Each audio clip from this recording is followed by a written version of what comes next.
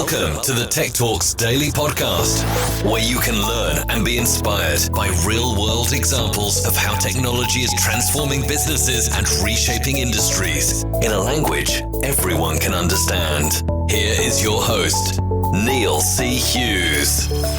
Welcome back to the Tech Talks Daily Podcast. Quick question for you all. Do we have any crypto millionaires listening today or wannabe crypto millionaires? Have you bought your first Lambo? Booked a trip to Bora Bora? And most importantly, have you given the taxman a cut of your hard-earned gains? There are two things that are certain in life: death and taxes. And even after 3 years of hurt and misfortune, as you take a bit of profit from your crypto gains, the taxman could be waiting for you. But where do you begin to file a capital gains tax? Especially when you're navigating the complex world of crypto exchanges, short trades, long trades, and wallets and ledgers. Well, David Kemmerer is a veteran in the crypto space and co-founder and CEO of a company called CryptoTrader.Tax, which is essentially a tax reporting software for crypto investors. So I invited him on the podcast today to share his fascinating story of how he got started in crypto and what crypto investors can expect in 2021, and also answer a few questions around taxation and crypto profits. So buckle up and hold on tight so I can beam your ears all the way to Texas so we can speak with David Kemmerer from CryptoTrader.Tax, from CryptoTrader. So a massive warm welcome to the show. Can you tell the listeners a little about who you are and what you do? Absolutely. So my name is David Kemmerer. Thanks for having me on. And I am the co-founder of a tax reporting solution for cryptocurrency investors called CryptoTrader.Tax. We started the company about 3 years ago when Bitcoin really made its first move into the limelight in 2017. And it's been a crazy ride since then. And now here we are in 2020 and crypto is back doing its thing. So it's good for us, but that's kind of at a high level what we work on. I love that. And as soon as you mentioned 2017 now, it brings back so many memories. It was the best of times and the worst of times. And everything rolled up. It really has been a roller coaster ride for 3 years. But before we dive in, I'm curious, how did you get started in crypto? Because I've got a feeling there's got to be a story there. Yeah. So, I think I was like most people in 2017 when it really started taking off, and it seemed like everyone and their brother was talking about Bitcoin, and you couldn't go 3 hours without someone asking you, "Hey, are you invested in Bitcoin?" That's what pulled me in, was the hype. And it was more so what was interesting to me and my partners at the time was just the amount of people that were coming into the space, right? The amount of investors and just people who were signing up for a Coinbase account, right? Like it was very clear that the market was exploding. And so we came at it, I like to think, from a different angle than other people, thinking about, hey, maybe how can we not get rich by investing in Bitcoin, but how can we do well by servicing this exploding market, right? How can we sell pickaxes and jeans to the gold miners per se? But we got started just like anyone else. It was the hype that brought me in and the allure of a very quickly growing market. And how did you go from there to becoming the co-founder and CEO of CryptoTrader.Tax? Mm-hmm. Yeah. So like I said, in 2017, myself and my two co-founders got very interested in Bitcoin and just, like I said, what was all going down in that space. And we actually started building automated trading bots on some of these exchanges, which essentially we were being market makers. So we were high volume trading and trying to capture the spread of these assets, right? So just benefit off the bid-ask spreads on Binance per se. And in doing that, we obviously racked up a lot of trades, which was not uncommon. A lot of people were doing the same type of approach.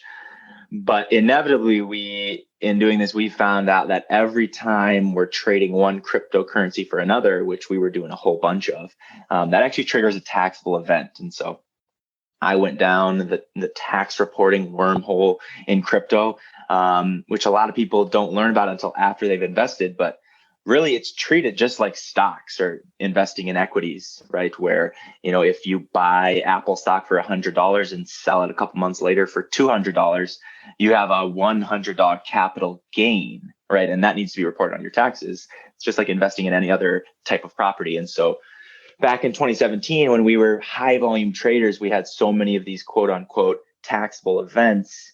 And we had this reporting problem. We had no way to accurately report all of our gains and losses from all these trades. And so we did what anyone would do. We started Googling around, trying to figure out how are we going to report this. There was really no software out there at the time. There was a couple small companies that were trying to do it. And that's when the idea kind of hit us. It's like, hey, we're having this problem. It's likely a lot of other people are.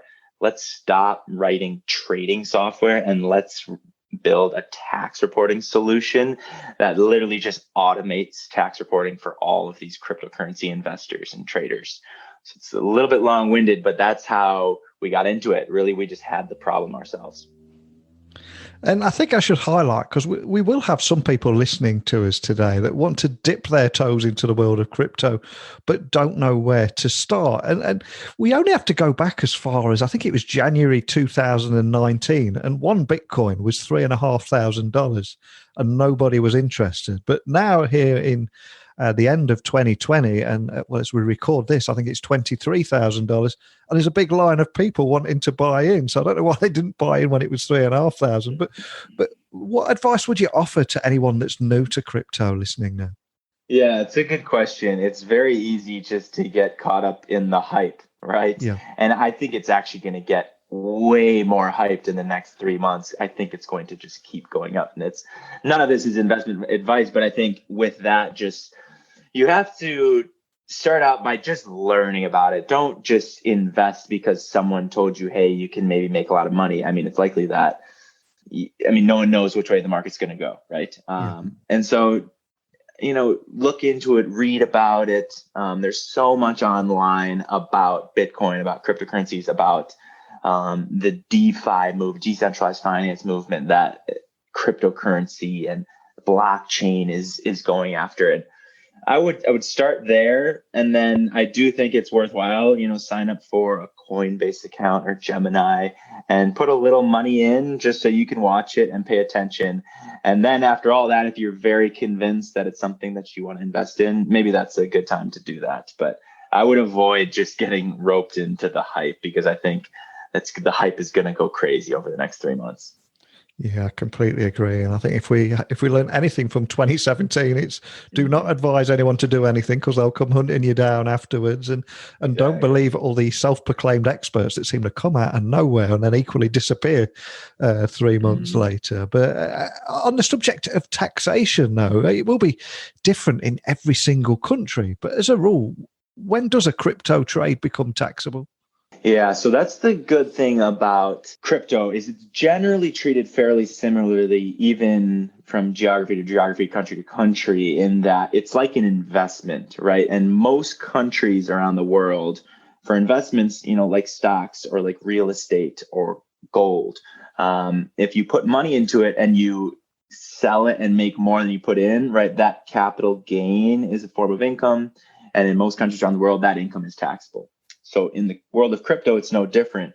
You trigger a taxable event whenever you dispose of your crypto or whenever you get rid of it, right? So if I just buy and hold Bitcoin, I'm not triggering any sort of taxable event because I haven't realized any income on it, right? I'm just holding it. But the moment that I sell it, right, that triggers either a gain or a loss on the investment.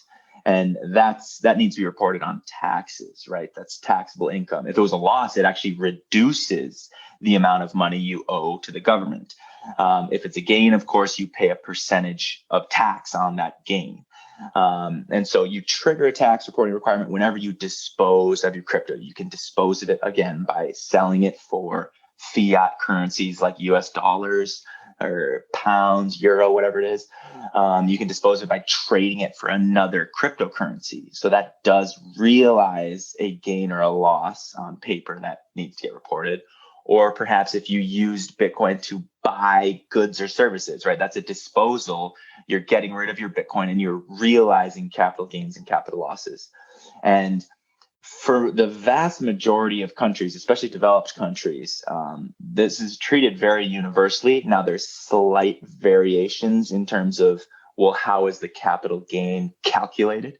But really, it is universal. And so at a high level, that is how cryptocurrency gets taxed. It's not tax itself, it's the income that you generate off of your investing activity that gets taxed. And what about then the recent Spark airdrop for XRP holders? They're obviously going to get their free tokens next year, but when their free coins hit, is that classified as a gift or a taxable event, or is it only when they try and sell them that it becomes a taxable event?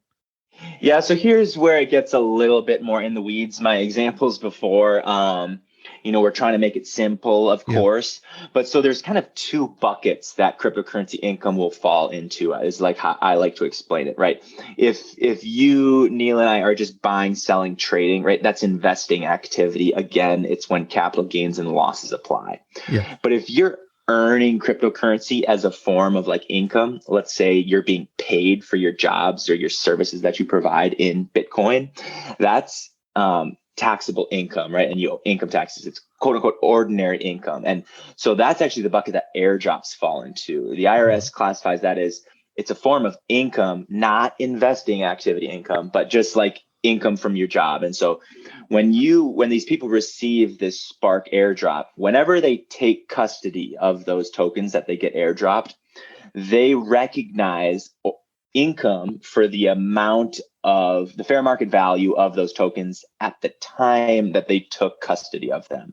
So, if the Spark tokens are trading at $1 per token when they get it, they're going to realize, $100 of income if they received 100 tokens when they took possession. And of course, that income, a percentage of that is taxable depending on what your personal income tax bracket is. So hopefully that's kind of clear. I know taxes kind of get confusing, but there's two buckets. Income, like income from a job, or like capital gains. Yeah, that makes much more sense. And I do think there'll be a lot of people that are going to be navigating the world of crypto tax for the very first time. Some people won't think about it. Others will try and avoid it, but there is no avoiding it. And it's something that everyone will have to deal with at some point. But CryptoTrader.Tax is cryptocurrency tax reporting software. And it's often dubbed as, I've seen online, the TurboTax for crypto investors. But can you tell me more about the problems that you're solving here and how easy it will be for people to use? Yeah, so you nailed it. At a high level, that's a great way to explain it, is it's tax reporting software for crypto investors or just crypto users. Or, there's the big popular tax reporting platform, TurboTax, here in the US that a lot of people are familiar with. And we can be dubbed as the TurboTax for crypto users. But at a deeper level, going a little bit under the hood, the main problem that we are solving is it's actually a data problem. Okay, so a lot of crypto investors may just use one exchange to buy, sell, trade, and invest in cryptocurrencies. Perhaps they're using Coinbase. Okay.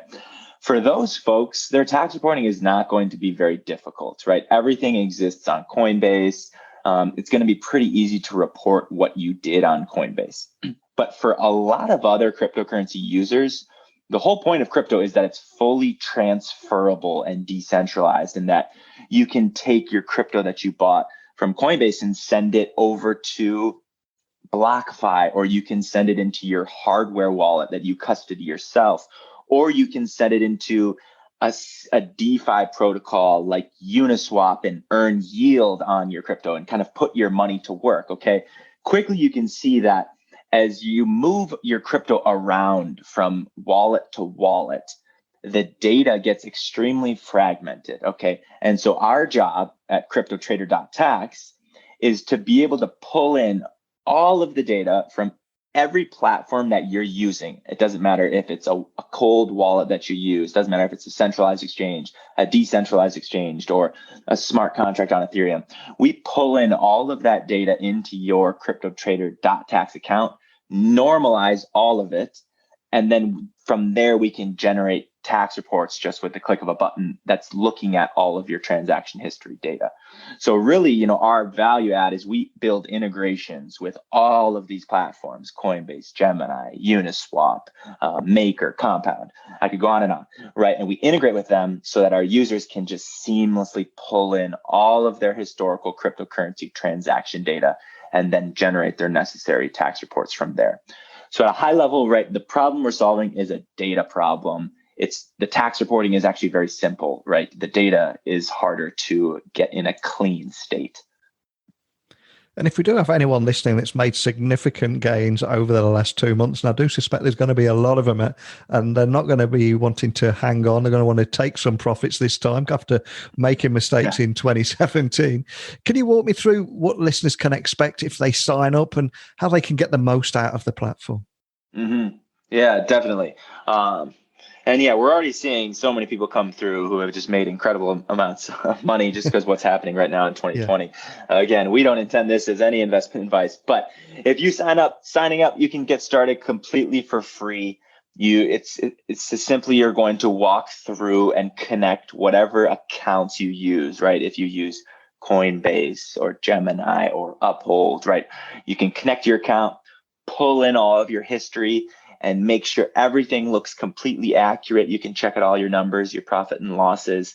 And then, and only then, once you're satisfied, you can generate and download your tax reports based on that data. And that's when you'll pay for those reports. So we like to say, there's no barrier of entry for getting started. Anyone can create an account and test it out and make sure it's going to work for their use case, of course.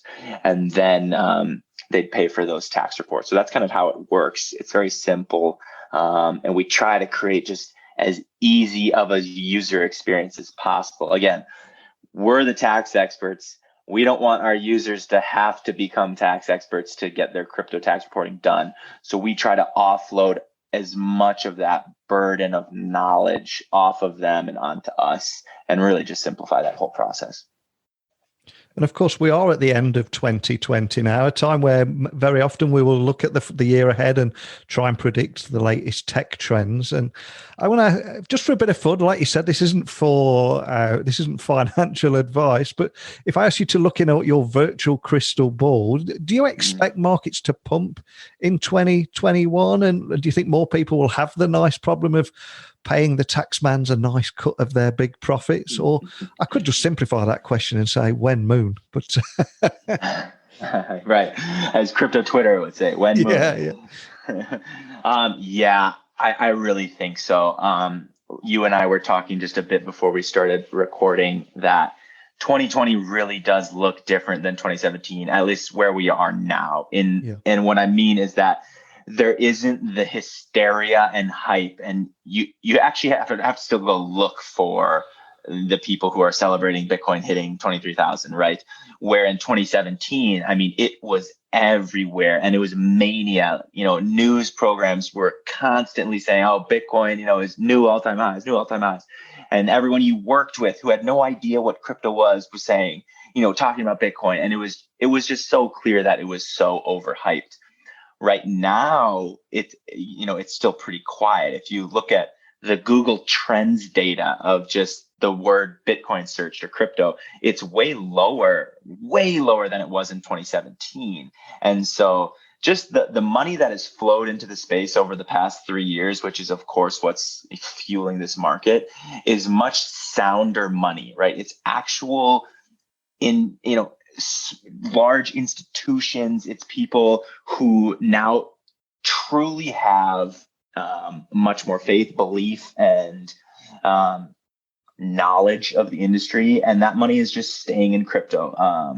And so I think we're going to likely get back to 2017 level hysteria in like 3 months. And that's when it'll be like, okay, everyone watch out. The price is going to correct aggressively, but I don't think we're there yet. I think it's likely going to go much higher before that, because you still don't see the mania that was happening in 2017, and I think it will come back. So that's my price predictions. You heard it here first, but who really knows? We will see. Absolutely. So what's next for CryptoTrader then? And how are you preparing for this influx of new customers? Because I would imagine there's a challenge on its own. Yeah, totally. Anyone who's been in startups, it feels like you're always drowning, right? Yeah. You're just trying to stay afloat. With that said, things are great, but there's so much on our roadmap, so much that we want to do. The number one thing is just building more and more integrations, right? So there's so many new DeFi protocols and interesting financial services that people are building within the crypto space. And anytime a new product like that launches and gains significant users, that creates an opportunity for us to support them from a tax perspective. Now, of course, to support them, we have to build those integrations, and that takes a lot of time, that takes a lot of investment, that takes development effort. So that's number one, right? We want to continue building out as many integrations with platforms as possible so that anyone who signs up for our services can easily bring in their transaction history from whatever platform they're on. Other interesting things we're seeing is the DeFi space. So the Ethereum community at large. What's going on there is absolutely fascinating. I truly believe, I've been in this space for 3 years now, and I was never that bullish on crypto. I liked the market because it was clear there's a lot of people in the market and a lot of people needed help. For the first time, I'm seeing really the potential of what Ethereum and that community is going to do to traditional financial service business models, banking, money services. And that's fascinating. And that provides opportunity for us, again, to support all those use cases from a tax reporting perspective. And I'd be happy to get into that, which it's another conversation in its own, but it's exciting. It really is. And we have a lot of work to do. It really does feel like an incredibly exciting space to be in at the moment. And for anyone listening that would just like to find out a little bit more details and information and follow the progress of what you guys are doing, what's the best way of finding you online and contacting your team if they're left with any questions? Yeah, the best way would likely just be go to our website at CryptoTrader.Tax. We have full-time live chat support. So if you have any questions about taxes, we're happy to chat with you. And if you want to, I'm on Twitter at David Kemmerer.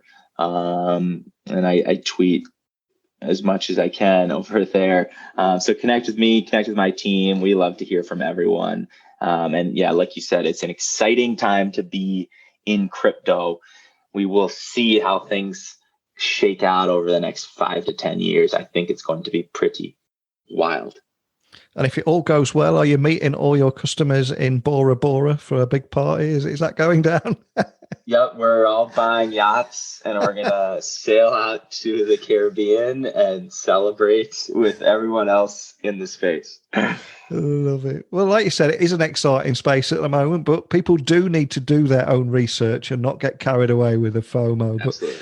But more than anything, just a big thank you for putting it all in a language that everyone can understand. And best of luck in 2021. And I'd love to catch up with you and see how things are going in the second half of next year. But thanks again for joining me. Absolutely. Would love to. And thanks for having me on. A huge thank you to David for sharing his story as the co-founder and CEO of CryptoTrader.Tax. And like we were talking there, it is a leading cryptocurrency tax software and easy to see why it's used by tens of thousands of investors all over the world.